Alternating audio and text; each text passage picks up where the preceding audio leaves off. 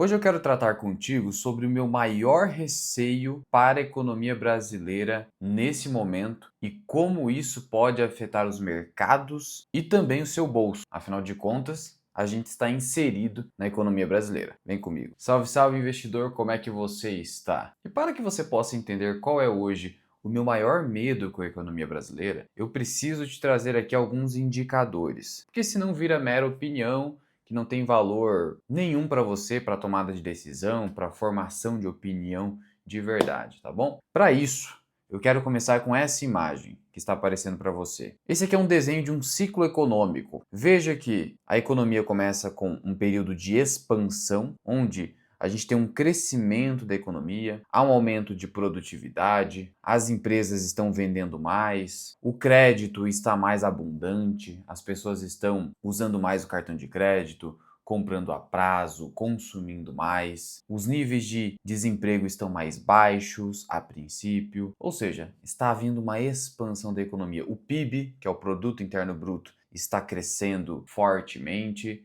e aí ocorre essa expansão. O nome é autossugestivo, autoexplicativo. E aí a gente chega num período de boom, onde a expansão está se esgotando e gerando inflação. Os preços não param de aumentar. E isso alerta o Banco Central. O Banco Central fica em alerta. Olha, eu preciso conter esse boom, sob pena de eu ter um descontrole inflacionário, a nossa moeda começar a perder valor. E aí você sabe, inflação pode chegar em última análise em uma espiral da morte, algo que já aconteceu no Brasil em diversas vezes, em que acaba se tornando um evento psicológico. Não necessariamente começa como um evento psicológico, mas pode se tornar um evento psicológico onde o indivíduo tem medo dos preços subirem, ele recebe a sua remuneração e gasta imediatamente, com medo de os preços subirem no próximo dia ou já na próxima semana. E aí não existe poupança. E sem poupança não há investimento, sem investimento não há crescimento sustentável. Primeiro eu preciso poupar e investir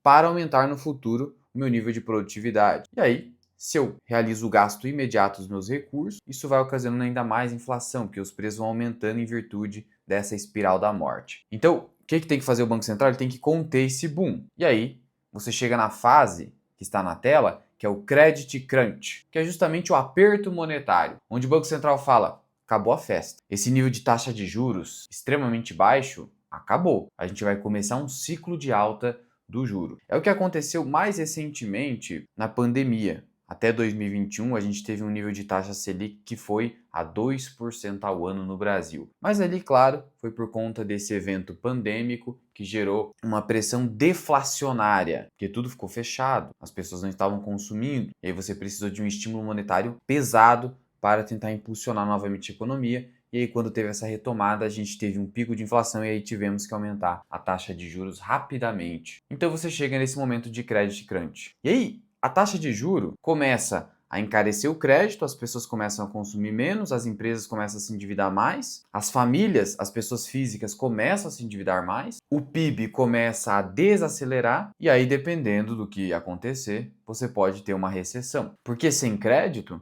as pessoas param de comprar e começam a focar mais naqueles itens básicos de sobrevivência, nos bens consumíveis ou não duráveis e nos serviços públicos básicos. E aí, consequentemente, você pode ter o PIB caindo. Isso que significa recessão, o PIB caindo. E isso aconteceu não faz muito tempo aqui no Brasil. Tivemos a maior recessão da história do país, que basta você digitar aí na IA do Google, que foi aqui o período 2014-2016.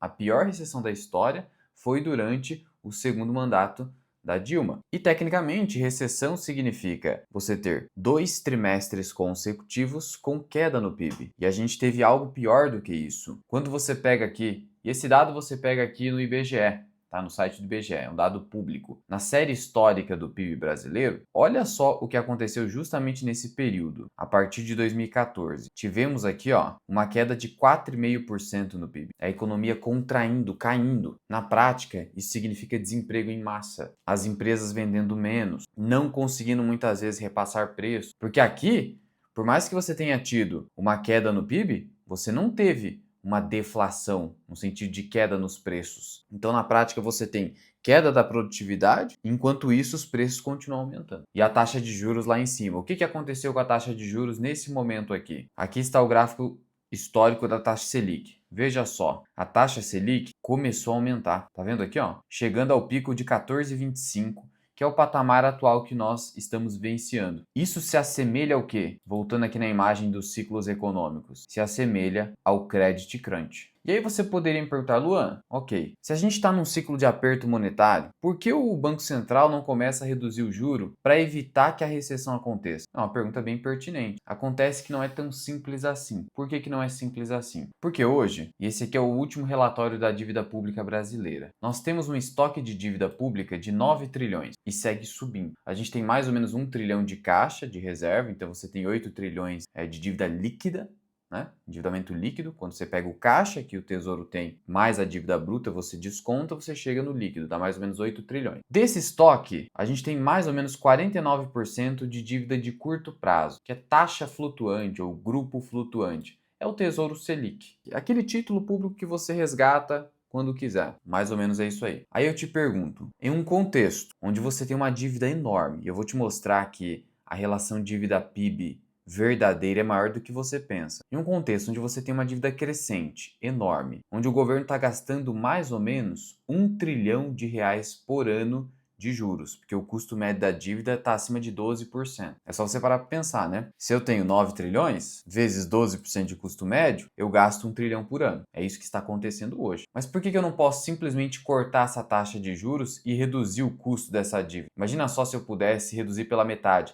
Sairia de 1 trilhão para 500 bilhões. Olha o tanto que sobraria para o governo brasileiro. Acontece que não é tão simples assim. Porque quase 50% hoje, mais de 40%, isso já há algum tempo, da receita do governo é receita financeira, advinda de dívida pública. Então veja, da arrecadação federal, mais de 40% é isso aqui, é dívida. Então o governo é altamente dependente do financiamento da dívida pública. Então se o governo começa a oferecer taxa de juro a partir do que o Banco Central está definindo, baixa, o que vai acontecer na prática? Provavelmente, o mercado que financia essa dívida vai começar a ser mais cauteloso, ele pode eventualmente até retirar dinheiro do Tesouro, que está concentrado hoje, muito concentrado, como você pode ver aqui, em Tesouro Selic, dívida de curto prazo, que o governo precisa honrar imediatamente. E o governo tem suficiente para honrar? Ele tem 1 trilhão, sendo o quê? A metade desses 9 trilhões é Tesouro Selic, então a gente está falando de mais de 4 trilhões, eu tenho 1 trilhão, eu não consigo honrar tudo isso aqui, se houvesse uma debandada de resgate de títulos públicos. E o governo é obrigado a recomprar todos os títulos públicos, especialmente Tesouro Selic. O que eu teria que fazer para honrar?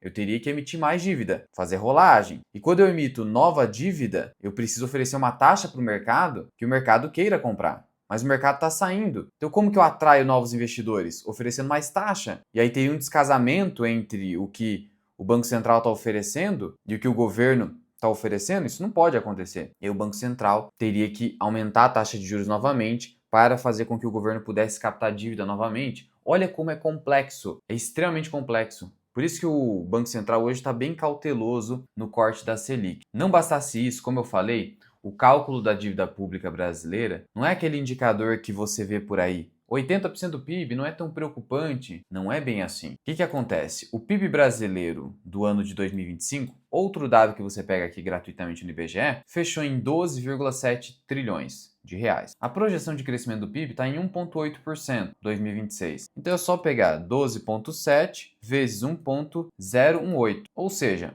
o PIB brasileiro deve fechar em 2026 entre 12,9 trilhões a 13 trilhões, supondo que alcance 13 trilhões de reais. Se eu tenho uma dívida, vou colocar dívida bruta, de 9 trilhões sobre 13, isso dá 70% do PIB. Dívida líquida sobre 13, 60% do PIB. Então parece tranquilo, não parece? Mas não é esse o indicador correto. O indicador correto deveria levar em consideração esses títulos públicos federais aqui que estão no balanço do Banco Central. O Banco Central é detentor de títulos públicos federais e tem aproximadamente 3 trilhões de reais aqui. Só que isso aqui é desconsiderado no cálculo que comumente o Tesouro Nacional publica. Só que o FMI considera isso aqui. Então, no final das contas, se eu pegasse dívida bruta 9 mais 3 mais ou menos, eu estou falando de 12. 12 dividido por 13 daria 92% do PIB. Se eu pegar 8 mais 3, 8 seria o líquido, né?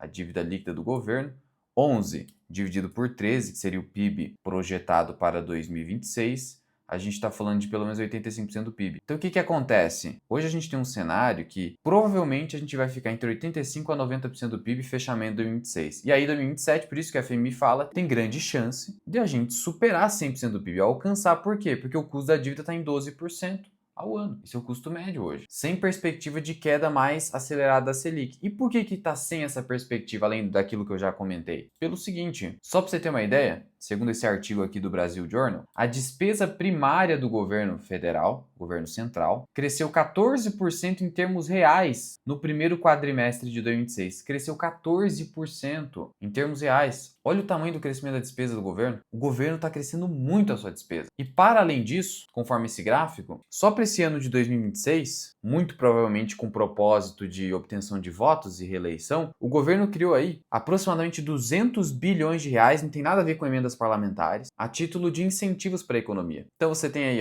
redução de imposto de renda de salários até R$ 7.000, financiamento de taxistas e motoristas de aplicativo, e uma série de medidas. E vai pegar esses 200 bilhões e através de manobras contábeis e vai retirar do cálculo do resultado primário do governo. O que é o resultado primário? É justamente aquele resultado que considera receita menos despesa, só que não considera os juros da dívida pública. E aí o governo fala, o nosso déficit primário será inferior a 0,5%, então está dentro ali do que a gente previa, que é até 0,5%. Mas não, porque está tirando esses 200 bilhões. Como se fossem despesas extraordinárias e aí não cabe a entrada no cálculo do resultado primário. São manobras, são manobras. E aí você vai empurrando com a barriga. Então, isso aqui se chama expansão fiscal. Aumento de despesa e, consequentemente, de endividamento público.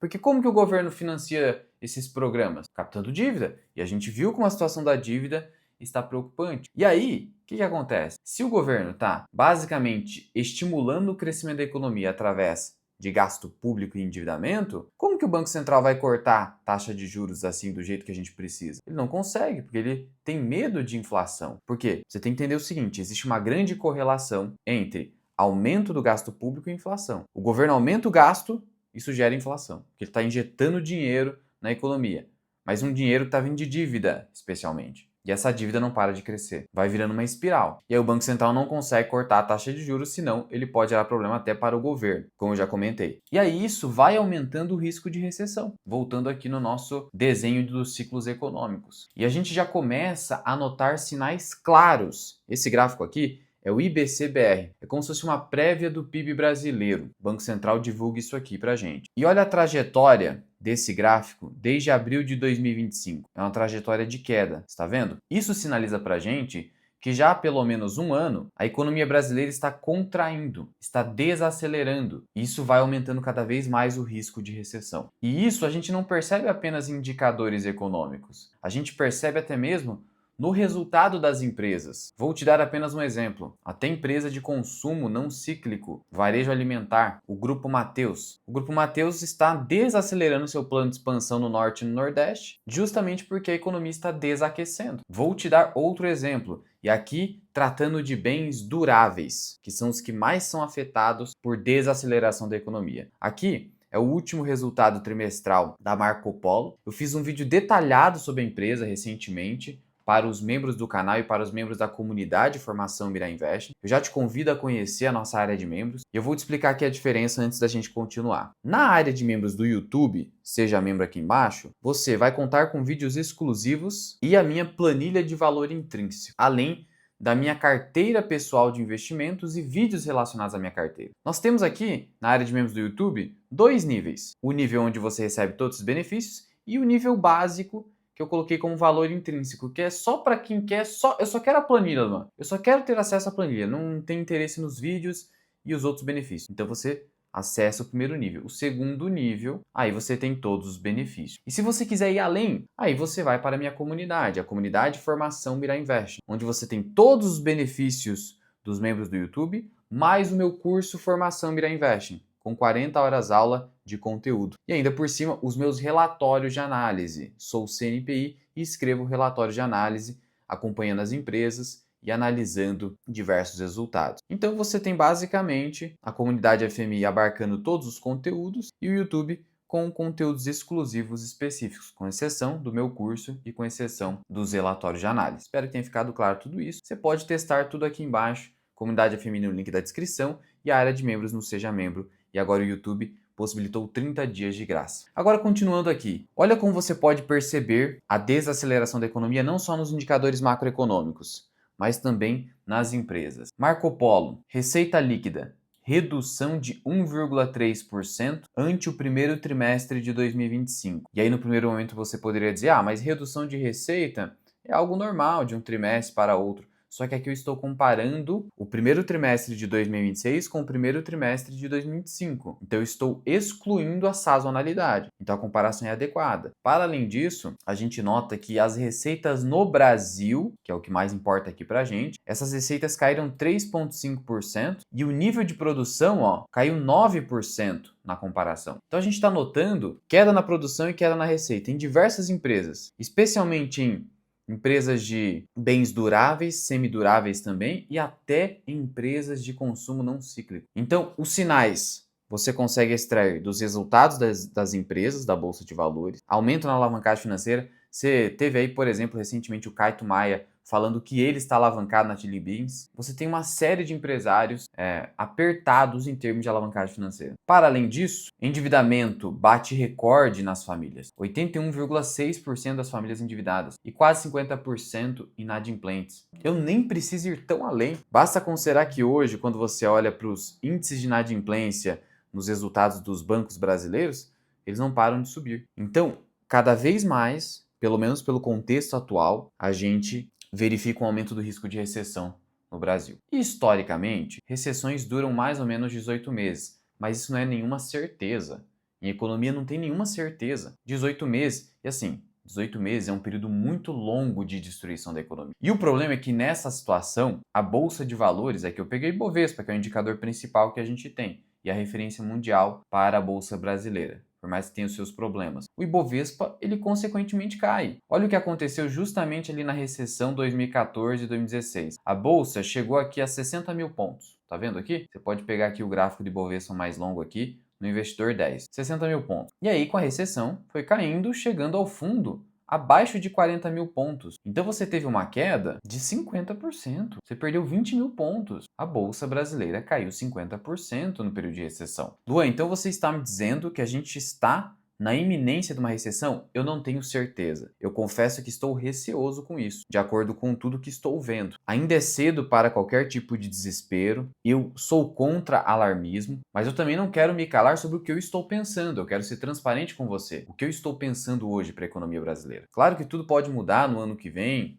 Ainda é cedo para se desesperar, como eu já disse. Ainda temos projeção de crescimento, ainda não tivemos nenhum trimestre de retração efetiva da economia, não tivemos nenhum PIB negativo. Já falei que recessão técnica tem que ter 2 trimestres consecutivos de queda no PIB, não tivemos isso, mas alguns sinais já ligam o alerta amarelo. Eu diria, sinalzinho amarelo. E aí fica a dúvida, né? Nesse cenário, como que a gente tem que agir na condição de investidor? Primeiro que, como eu coloquei aqui, como tem nessa imagem, nos períodos de recessão, temos grande volatilidade na Bolsa de Valores. Muita queda, quero dizer. E aí, para quem tem caixa, consegue comprar ativos baratos para aproveitar a retomada, que em algum momento vem a retomada da economia. Luan, por que esses ciclos todos acontecem? Olha, é sempre muito difícil dar uma explicação única para tudo isso que acontece. Existem diversas vertentes. A escola austríaca fala que o grande causador dos ciclos econômicos é a expansão de crédito promovida pelo Estado. Há outras vertentes dizendo que basicamente o mercado e a sua ganância gerando esses ciclos de expansão e depois contração. Há correntes para tudo. Eu não quero entrar no mérito disso aqui, eu só quero te trazer algo pragmático. Olha, o risco de recessão está aumentando e o Banco Central não está conseguindo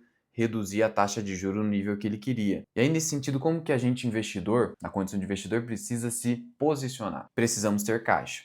Mas calma, não é para sair vendendo tudo, não estou falando isso. Aqui, fica evidente para a gente que para se aproveitar dessas quedas, a gente precisa ter uma posição de caixa permanente, especialmente para quem não ganha muito dinheiro. Para quem ganha muito dinheiro e tem uma enxurrada de caixa entrando, aí tem mais tranquilidade. Mas para quem não ganha muito dinheiro, a gente precisa ter um percentual de caixa importante na carteira. É o que o Nassim Taleb sempre disse e eu venho dizendo. A teoria do portfólio permanente do Harry Brown também traz essa ideia. Porque se eu não tiver o caixa ali, mesmo que não sendo remunerado do jeito que eu queria, e caixa, eu não estou falando simplesmente renda fixa, porque se você tiver uma grande quantidade de dinheiro em renda fixa travada, crédito privado, não adianta nada, porque a marcação a mercado desses títulos acompanha recessão. Se você tem uma recessão, esses títulos provavelmente vão cair. Não, eu preciso ter títulos líquidos. Isso é o caixa, que no Brasil é muito bem remunerado, vale dizer. Então, a nossa postura hoje é o seguinte: ter a nossa parcela importante de caixa sendo devidamente remunerado, sem fazer venda precipitada. Você pode constituir esse caixa a partir dos novos aportes que você vai fazer. E, no que toca às ações e até fundos imobiliários, comprar os ativos mais conservadores possíveis.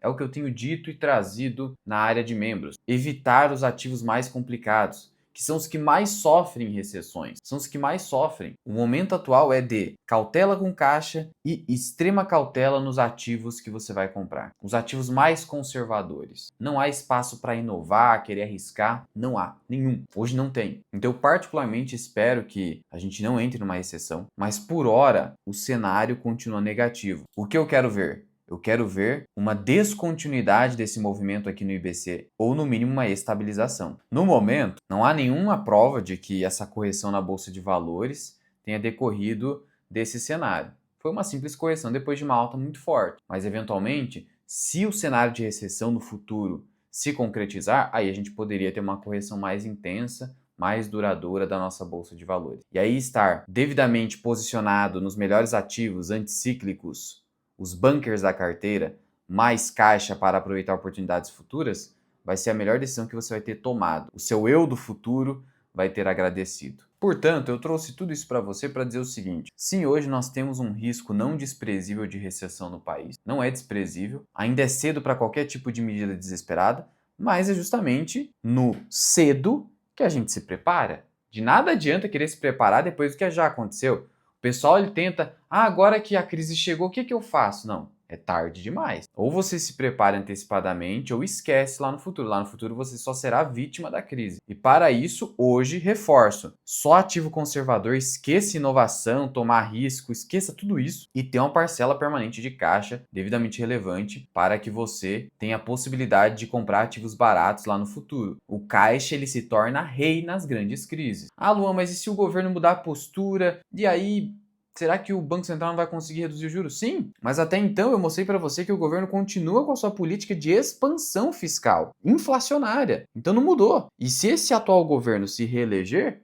não há nenhuma prova de que ele vai mudar essa postura para o próximo mandato. Então, o cenário é nebuloso e a gente precisa, então, desacelerar aí, eventualmente, nos aportes que a gente está fazendo. Evitar crédito. Evite agora crédito privado. Crédito privado, não. Setores que dependem do macro, não. É só o arroz com feijão conservador, pagador de dividendo e caixa. Quando eu digo caixa, é Tesouro Selic, CDB de liquidez diária ou CDB de curto prazo, prazo médio. É isso. Hoje é isso. Títulos públicos com muita duration eu evitaria, sinceramente. Você pode comprar títulos públicos para aproveitar essa taxa? Pode, mas vai com calma, pouca coisa. E não estica muito o prazo também. Não fique ganancioso demais pensando só no retorno futuro, porque se vir uma recessão, tudo despenca. Até mesmo as melhores empresas da bolsa irão cair. Mas aí será uma oportunidade clara, que você vai poder se aproveitar tendo caixa e já recebendo os dividendos dessas próprias empresas. Então é isso que eu recomendaria para você hoje, diante desse cenário. E é o que eu estou fazendo. Na área de membros eu mostro tudo para os membros. No mais, qualquer dúvida ou sugestão, só comentar aqui embaixo.